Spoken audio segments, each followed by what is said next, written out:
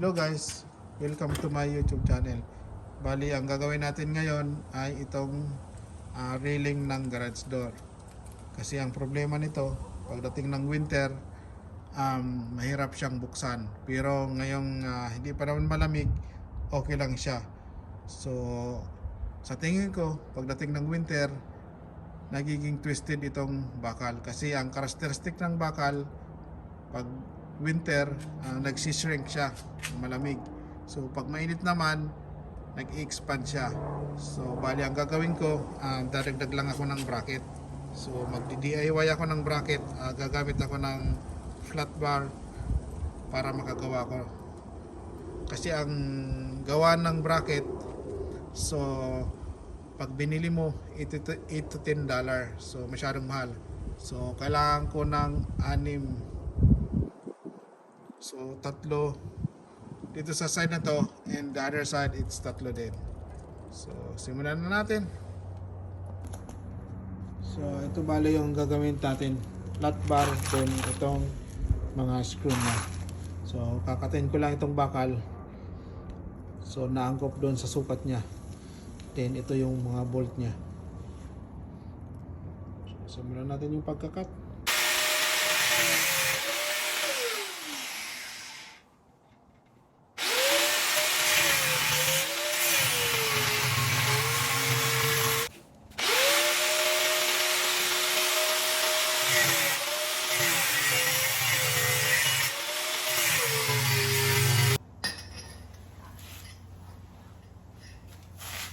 Yun guys, nakapag-cut na ako.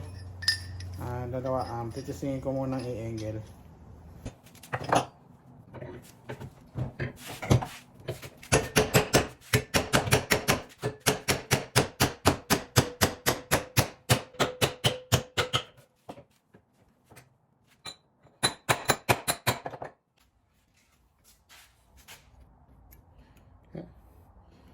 It's angle. So it's a perfect angle.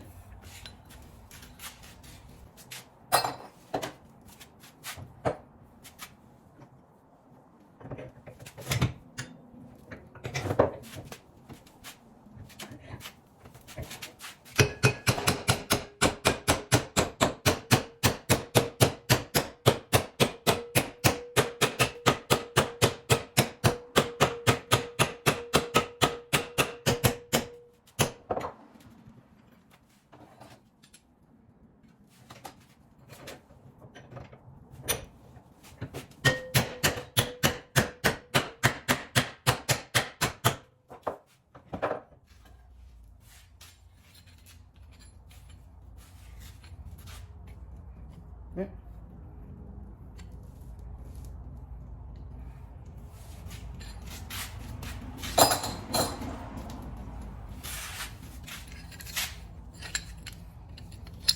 So,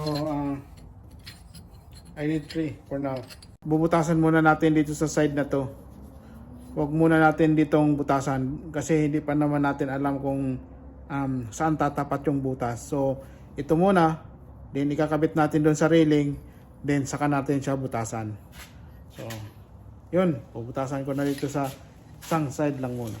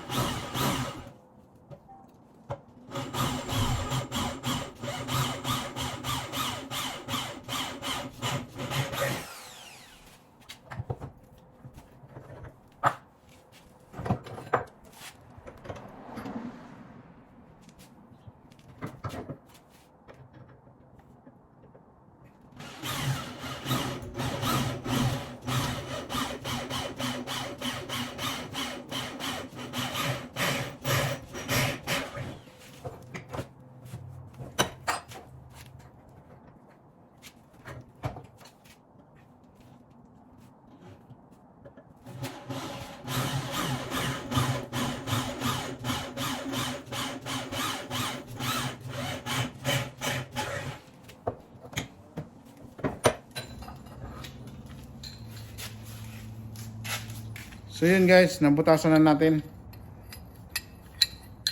Ayan. So yun guys, bali kabit na natin yung bracket.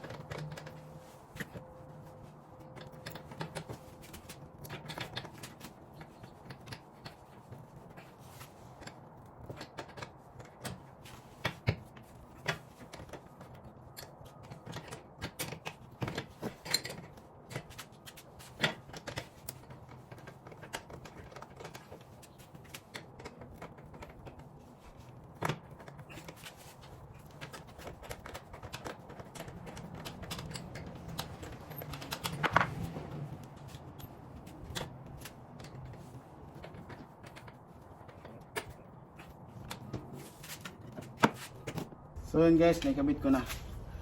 Bali, gagawin natin, bubutasan na lang natin dito. Pag ganun. Siguradong sakto yan. Kasi nandiyan na siya, naka-align na siya eh.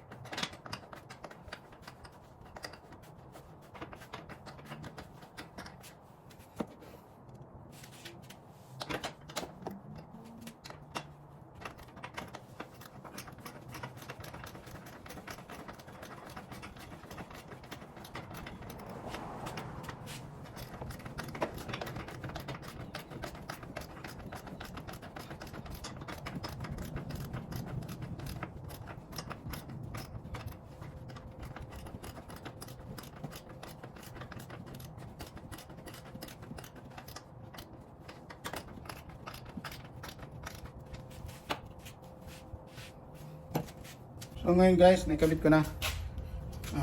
Dalawa lang muna. So tatry natin butasan.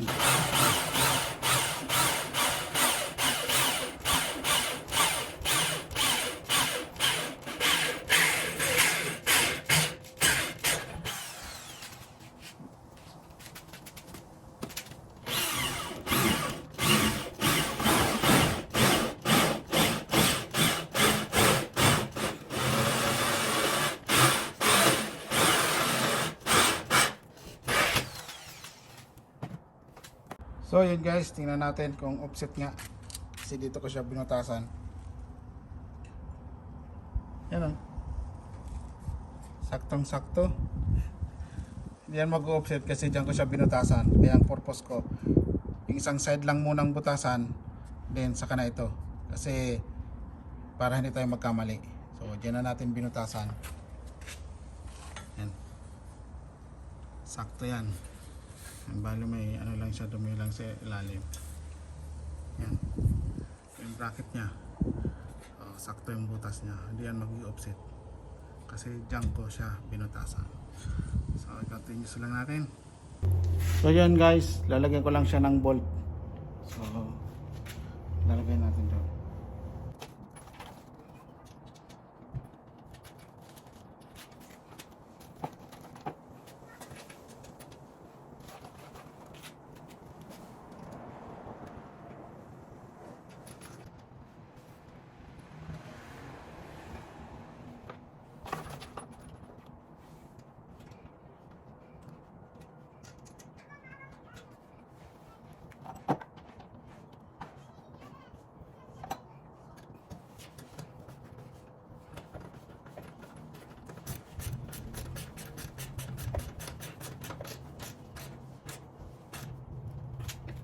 So ito na yun guys. Ito yung bago nating kinabit na bracket. Ito yung bolt. So yung dati, yan. Tsaka dito sa taas. Iba yung bolt niya. Wala kasi akong mahanap eh. Kaya ito yung nilagay ko. So okay naman siya, yung height niya. Hindi naman sasabit.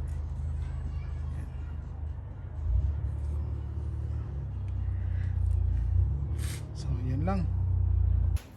So yun guys, i-continuous lang natin yung cutting. So kailangan pa natin ng 3. So simulan natin.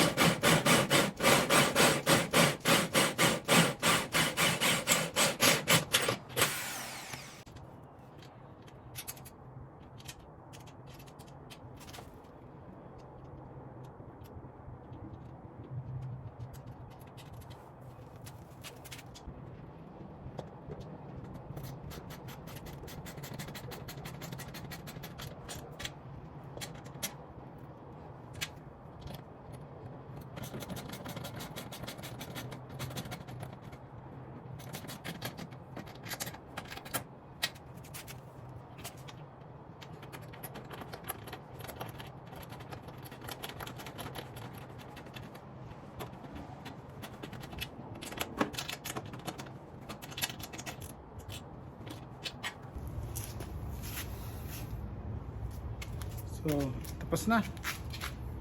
Kabit ko na lahat. So yun guys, bali naikabit ko na. So tina-trial ko na siya. So makikita natin yan ngayong winter. So walang pagbabago pa rin kasi di pa naman ganong malamig. So nakakasan siya. So ang problema nito pag winter. So makikita natin yan yung bracket natin. Successful na yan. Pero tingin ko successful yan. Nangyayari kasi nami-misalign yung bracket niya, yung railing niya. Kaya sumisikip siya. So yun lang. Thanks for watching. Hello guys, update sa bracket na ginawa natin. Bale, yan yung mga kinabit natin. Yan. Yan dyan sa baba. Tingnan natin kung successful na yung ginawa natin.